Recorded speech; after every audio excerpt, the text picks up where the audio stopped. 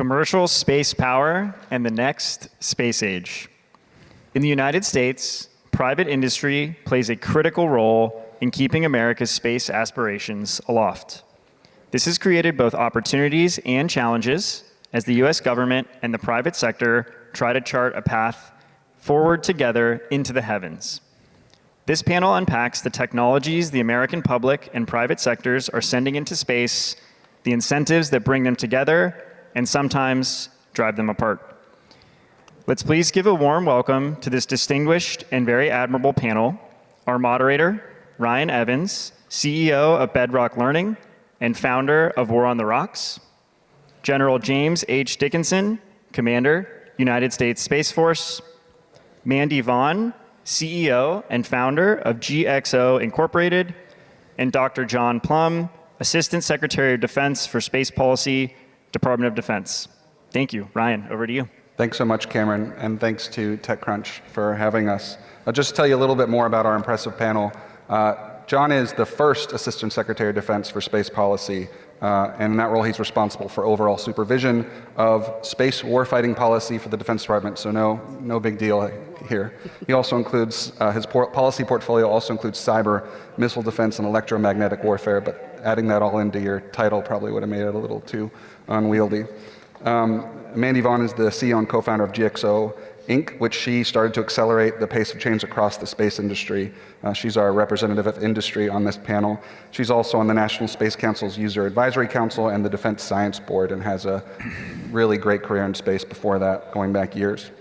General Jim Dickinson is the commander of U.S. Space Command. He's responsible for defending U.S. and allied interests in the space domain while providing space-enabled combat effects to the military worldwide. So really impressive group. And John, I'd like to start with you. How are you and your colleagues at the Defense Department working to make it easier and more attractive for companies to work with the Defense Department, companies that have important space technology? And what are the hurdles still in the way? I understand you have a new strategy in the works. Yes. Well, first of all, thanks, Ryan, and thanks to TechCrunch for setting this up. It's great to be part of this event with my friends here. I'll just say from the top, space is absolutely essential for the Department of Defense. It is, we say it's in our DNA. Every single mission, every single day, whether it's peacetime, crisis, or conflict, is using space to help deliver that. And therefore, it's essential for us to be able to move at speed, not something we're always known to do, and more cost effectively, not something we're always known to do. And I think that's where we really see the attractiveness of harnessing commercial space to also be used for the department. Right? Commercial space is an economic driver and it's an innovation driver. And now that space is democratized, it's not just us and Russia and maybe China. Right? All sorts of players, people in this room, people watching, can be part of the space piece. And the fact that all this innovation is happening, how can we move at speed for that? We think that it really will help us, in particular for resilience purposes, and different mission areas have different advantages that we're looking at. In fact, my office is leading a commercial space integration strategy. That's the first of its kind for the department. And that really just shows how the department is seized with getting after this and getting it right. I will say on hurdles, there's a couple things, and I like to think of them in two different buckets. One is bureaucratic hurdles, and that's kind of what you think about red tape and the different pieces that we could probably solve with some bureaucratic changes. Overclassification problems are one, and just amount of effort it takes maybe for a commercial company to get through the door. But the other part is sort of a mismatch or a difference between what we need from space and what commercial industry does. Our requirements are not just for peacetime, they're also for conflict. And so if you just think about cybersecurity, we need rigid cybersecurity if we want to be able to rely on a satellite constellation to be there in a conflict when we anticipate it to be attacked in cyber, and that is different than a commercial business model, and so that's a tension we're dealing with. That's great. It's really interesting, and we'll dig into that a little more. General Dickinson, you're really where the rubber meets the road when it comes to space and military power. And as you faced an environment, space has become more congested, contested, and competitive. How are you looking at partnerships with companies in ways that might be different from the way we did things in the past? Well, very good. Well, first, thanks, Ryan and TechCrunch for having me today. This is an honor for me to be sitting here on the stage with two esteemed colleagues, John Plum and Mandy. Good to see you.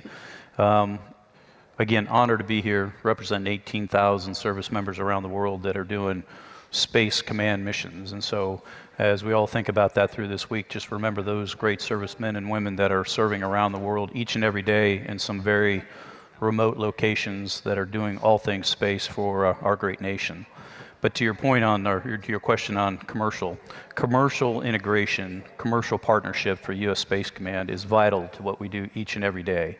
There are three areas that I'll touch on very briefly in my opening remarks here. The first is to talk a little bit about three areas that we partner with the commercial industry. One is our commercial integration cell that we have just down the road here, just down the coast at Vandenberg Space Force Base.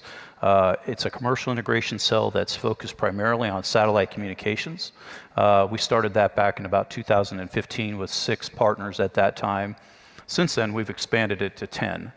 And so a very important relationship that we have there, working side by side with these great commercial satellite communication companies. And the interesting thing with that is, well, the information sharing that we do with those companies is vital to space operations. Quite frankly, it allows us to do safe and secure and responsible behaviors in space because we're synchronizing our efforts with them each and every day. That's one. The second one is relatively new, our joint commercial operations cell that we have in Colorado Springs, Colorado, at a place called the Catalyst Campus. This relationship has to do with space domain awareness.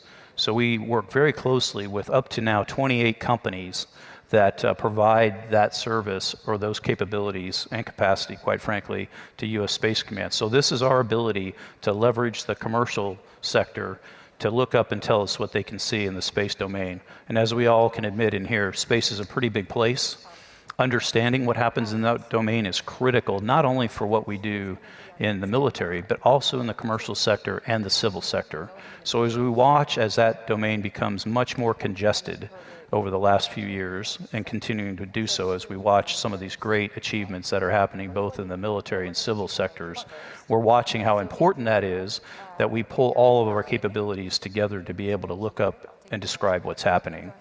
This cell out there, I said it has 28 companies right now and growing. We also have great participation by our allies and partners in that particular area. We've got 9 countries right now that are participating with us in that space domain awareness mission set, supported by the commercial industry. And we have 6 more countries that are willing and interested to join the team as well. So as we look to expand that, of course, we're working very closely hand in hand with SSC, Space Systems Command, just down the road in Los Angeles, in terms of helping us bring on commercial partners. It's critical to what we do. Then the third and the final one is an area that we work very closely with all of our allies and partners in academic institutions and commercial as well, is our space situational sharing agreements. And so we have over 180 of those right now that we have signed and are working closely with those countries, academic institutions, and allies and partners. And this is a great opportunity for us to share information, look at operations in space, all with the theme of coming back to making sure that we have a safe, secure, and stable space domain environment in which to operate.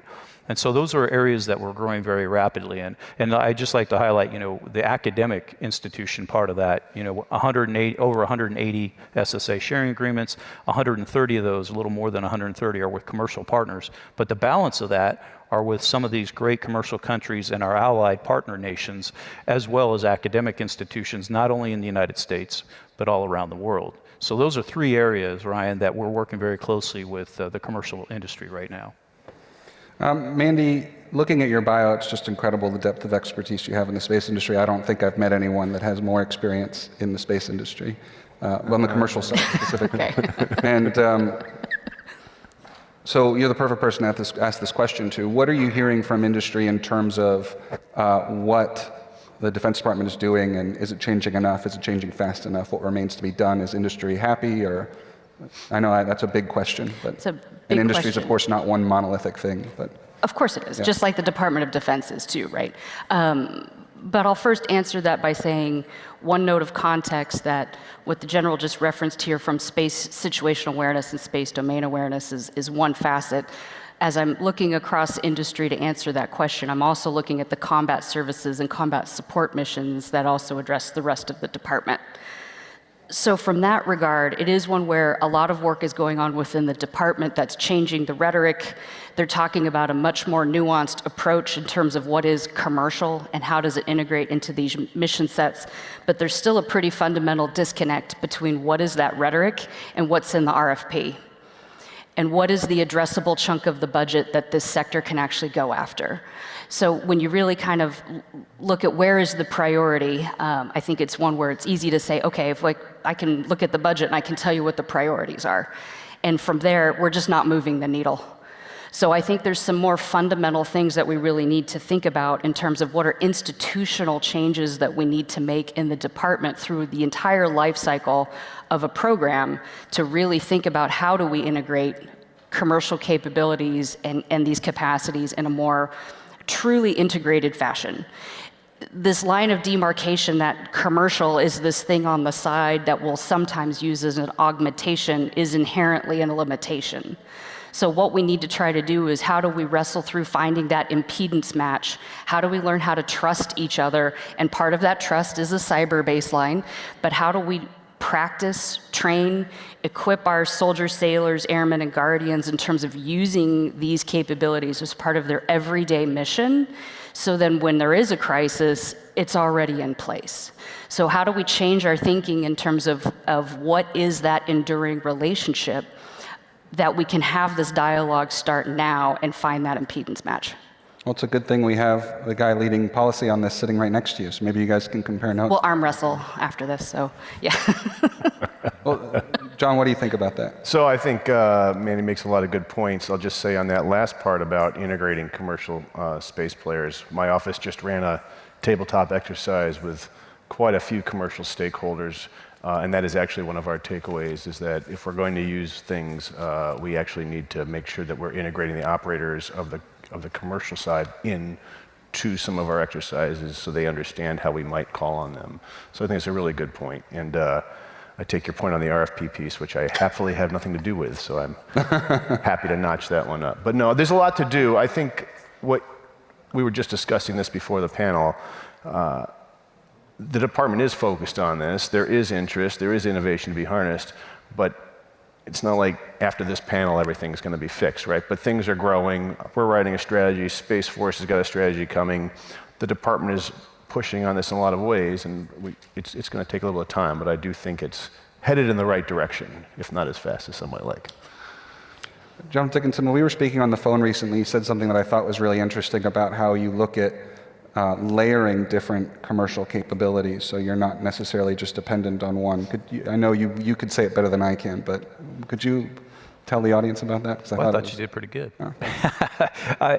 Yeah, so I mean, the question becomes, do we ever see where we'll be totally commercial or totally military in how we approach, operations in the space domain? And I would tell you, I think it's a balanced and layered approach. I think it's a balance that we just talked about how you bring them into tabletop exercises or operations. And we're doing that every day with the commercial partners I just described. And we're learning a lot. But I think there is no one, commercial capability that will sort of hang our hat on. It'll be a balance of commercial capabilities and military capabilities, because I think there'll be some areas where we'll say, hey, that could be predominantly commercial, and I think some areas will look that probably needs to be predominantly military. But striking that balance is, I think, where we're at right now with the new policy coming out at the Department of Defense. We have our own command level commercial integration strategy that we published back in April of 2022. And we had to do that in response of this really, quite frankly, very positive interest in expanding our commercial partners. And quite frankly, we had to figure out how to bring everybody on in a framework that was organized, balanced, and we were able to integrate them and bring them on the team as needed, as they desired. So I do think it's a balanced and it's a layered approach to how we absolutely integrate commercial partners into the team. This question is really for all of you. As we've seen this explosion of interest in resourcing in new institutions when it comes to space and the Defense Department and military power, our allies have all sort of followed our lead on that and have made their own exciting investments in space and their own new institutions, particularly in Europe, but also elsewhere. And what's going on in Ukraine really illustrates how important interoperability is and how these things talk to each other and work together. And maybe John and General Dickinson could speak to how that's going on the government-to-government, military-to-military side. But I'd also like to hear from you, Mandy, is this internationalization also happening in industry as well? And what are the challenges to doing business with different countries when you're a company based in country A and not country B, even if they're an allied country? Well, from my perspective, again, there's tremendous energy in our allies in terms of being part of the space enterprise, being part of the space team. We have seen, multiple countries around the world stand up their own equivalent to U.S. Space Command, and in terms of their own Space Force as well.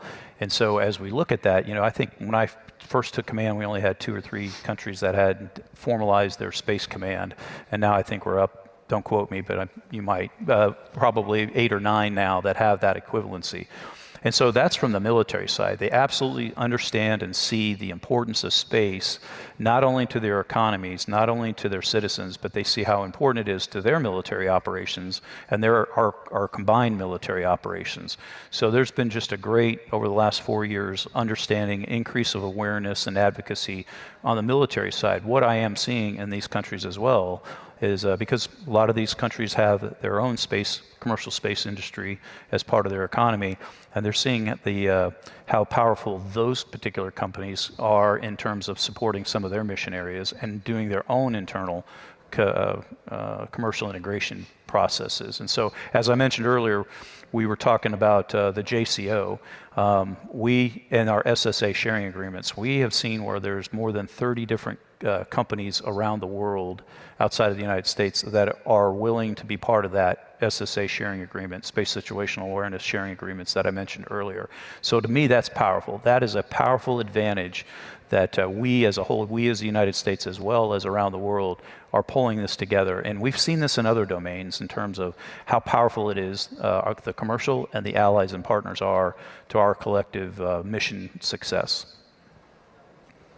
So I guess I'd say, so you said interoperability, Ryan, and I think when I hear that word, I feel like that's a pretty high bar. There's also just coordinated effects or coordinated operations, which is a lesser included thing, but can be just as effective in a lot of pieces. So you might want to have interoperable SATCOM so you can talk to each other through the same constellation, but you might not need that for other particular mission areas.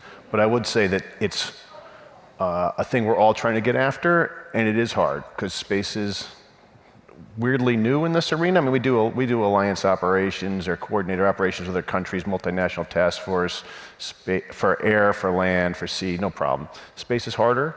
One of the reasons it's harder is the classification problem, which kind of just keeps rearing its head, which is if I can't talk to you at the classification level of the data, then that's really hard to do these type of things. So we're working on it. We're working on it at CSPO as well, so not just bilaterally with different allies, where sometimes those solutions are easier, but to do a multilateral piece with a combined space operations group that both General Dickinson and I are part of. So I'll add just a little bit of color and some food for thought here as we kind of look at what the future may hold too. But one thing to kind of think through with current events and some of the lessons learned with Ukraine is really also that between the communications architecture as well as a lot of the ISR, the GeoInt, the pictures that you're seeing about Ukraine, a lot of these relationships with commercial operators, this was all born out of crisis. So there were some arrangements, but for the most part, it's like, okay, we've got a huge issue, now what are we gonna do about it? And a couple of things we need to think about is as we're looking at what is kind of over the next 10 years, what could be that run up to crisis, it probably won't be this as clear of a line of demarcation as it was with Ukraine, right? We already see it in the cyber domain, that there's contested, congested space operations. Things are gonna be always a little bit gray, a little bit uncertain, a little bit hard to attribute and maybe understand, and a little bit escalatory. So how do we respond with those kinds of technical surprises? if it's a much more gray kind of conflict that we're trying to deal with. So I think that's one thing that goes back to my earlier point on kind of this line of demarcation with commercial, that again, we need to have that enduring relationship now to practice and figure out how do we trust each other. So if we're confronted with a scenario that is a lot more gray and confusing, we're already on the same page. And I think another thing that we really need to think about as a community is in all of these circumstances, we tend to hear the government folks talk about commercial as unclassified, right? And that certainly is the case. Maxar's data is on the front page of the Washington Post because it is an unclassified picture, what have you. But does the entire nature of the relationship have to be that way? And then what is the information and what do we gain from that aggregate picture back to you in your command centers to have a better understanding of what is probably ground truth, right? So I think there's a more nuanced way that we need to think about how does this information sharing really go. And to confound the problem is we're all in the theater together, right? Whether it's a DoD satellite or an NRO satellite or a commercial satellite, we're all in the theater together. We're all experiencing the effects together. We all have to cooperate, whether we're in the conflict or not. So it's a very different discussion about our own roles as this community that I think we need to think through for what I think will be a much more muddled kind of next 10 years in terms of what's happening, whether it's cooperative or not. Yeah, can I just, I think it's interesting you said that about unclassified or not. The flip side of that is if it's unclassified, then we don't have any of those information sharing problems, which is why you see it on the Washington Post, which is why that, so there's a tension there as well that we haven't kind of wrestled through, which is some things can be classified, but the more we can do or share at the unclassified level, the less bureaucratic overhead there is to get in the way. Good point. Mandy, some space companies are already very important and powerful actors on the world stage in their own right. And the example that's front of mind for everyone is, of course, SpaceX and recent news about Starlink access in support of a Ukrainian attack that was planning to go into Crimea. And apparently Elon Musk did not agree for that coverage to be extended, but also he's provided Starlink access to the Ukrainian armed forces for their own targeting in their own territory, although Crimea is still a part of Ukraine. But well, not to get too far into that. But I don't want you to speak to that example, but I think it's a really good example of a larger phenomenon that's increasingly going to become perhaps problematic, is private companies having such immense power over things that used to be the territory of governments almost exclusively. And how is industry thinking about this? How are you thinking about this? How do you think government should be thinking about this? A big one, I know. Yeah. How do I stay off of Twitter on this one? X, sorry. Yeah. I think it goes back to the earlier point too, just on what is that point of demarcation and what is the relationship that you have with the providers now, when you don't need it, when it's not a conflict. Again, part of where I think we ran into a problem with Ukraine was because it was born out of crisis. Everyone on both sides was trying to figure out, what do I do with this? And there was no control that the department could exert. So if we have a contractual relationship now, and then maybe with other providers, so it's not that we only have one solution that we can bring to bear, then we're playing into exactly the point of resiliency, that a hybrid architecture is inherently more resilient. If you have the access to every commercial provider at that time of need, then it wouldn't be such a profound impact if there's one weird solution, one weird problem. Again, I think it just goes back to that level of trust and practice. So how do we think through what would the department have needed to have in place first to where you could have compelled them to be part of the team? And let's think through that. Do you two have anything to add to that? Without looking at that specific instance, but that general point is really what we're looking at with our commercial space integration strategy is, like I said at the top, if the department is interested in commercial space, it's not just for peacetime. And so how do we, is there a contractual mechanism, for example, that we can then rely on it being available to us in a crisis or conflict is a really important part of this. And again, this is new and is being partially born out of the Ukraine situation. And I would just add on that, yeah, I agree. We have to have that relationship well before we get to a point like we saw in Ukraine and Russia. So that building of confidence, building of trust, understanding, what capabilities that can be provided and how those are integrated into our concept of operations and our daily operations is critical. So I would. Great. Well, my last question, and we're at Disrupt. From each of your own perspectives, to the founders in the room and prospective founders, why should they be building space companies that seek to work with the Defense Department? Well, I'll start off. I think space is pretty exciting, and I think everybody in this room and probably watching believes that as well, not only from a military perspective, but certainly from a commercial and civil perspective. I get excited when we talk about Artemis going back to the moon and beyond. U.S. Space Command actually has some actions, some missions that we do to support NASA and other civil organizations as well.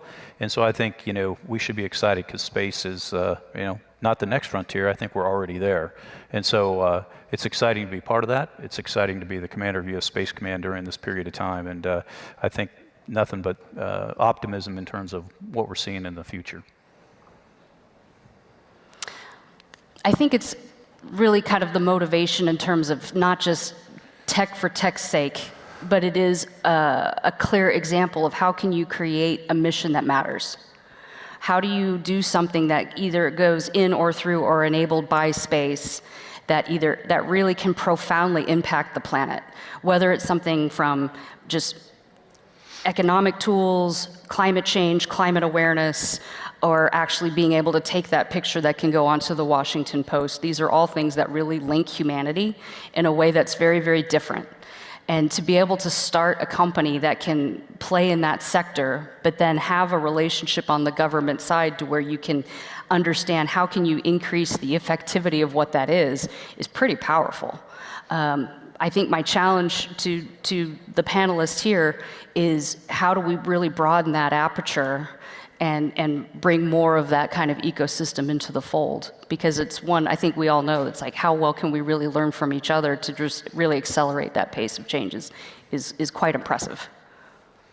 So let me just give you a personal kind of vignette, which is that during President Obama's administration, I worked in the Space Policy Office as the acting DASD for a little while. And so that was about 12 years ago, 10 years ago, and it was a stovepipe. Nobody paid much attention to it. They did good work. We produced some great generals out of it, but it was a small little group that kind of did its own thing. This is 10 years later. People cannot get enough of space. The department cannot get enough of space. The Congress created my position because of the recognition that space is now so important to national security and to national defense. And that message has now spread through the department. And so what that means is the department now understands at the highest echelons and down to the lower echelons that space is essential, and I think that opens up this opportunity for more commercial integration that simply didn't exist before because the realization wasn't there and perhaps the necessity wasn't there.